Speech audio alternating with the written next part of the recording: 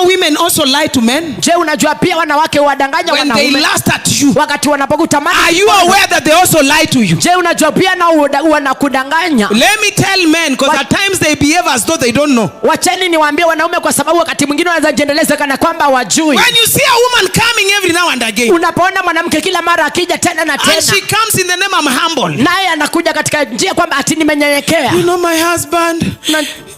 Machozi na kuaga hapa. Ukiona machozi kwa hapa. Hiyo machozi hiyo.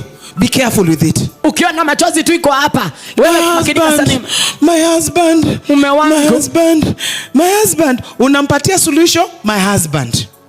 Be careful with that. Makinika na hilo. Ita Mama Lumala. Akae na wewe hapo. Finished. Imekwisha. But you say, you know, we were also humbled. You are also wazee. Pia wewe ukisema kwamba nilikuwa nimenyenyekea pia. Wazee we. You also want to be. Machozi ya Delila. You know, my mother doesn't love me. Those who are not married, unasikia. My mother amenites hapendi repentance. Hapendi nini? Hapendi toba. Pastor, niombe tu nateseka. Niombe tu. Kesho tena akuje. Ulimuombea juzi, tena kesho akuje. Tena kesho kuta akuje. Ita overseer Becky, kuja unisaidie hii macho.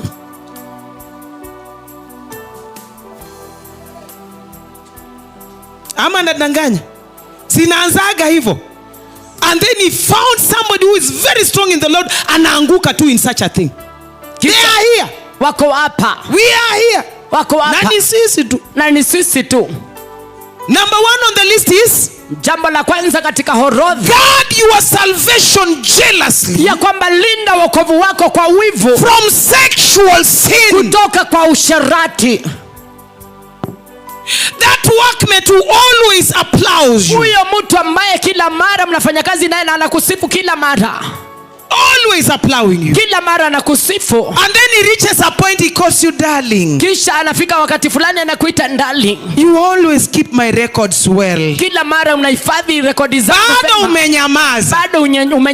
Somebody who is not your husband is calling you darling. Mtu ambaye sio mumeo anakuita darling. Bado hata saa hizo sijui shingo inafanyanga nini, ndio tunapelekaga shingo hivi. My wonder why do hello mama. Hii shingo inamaanishaga nini? Ati umeitwa darling.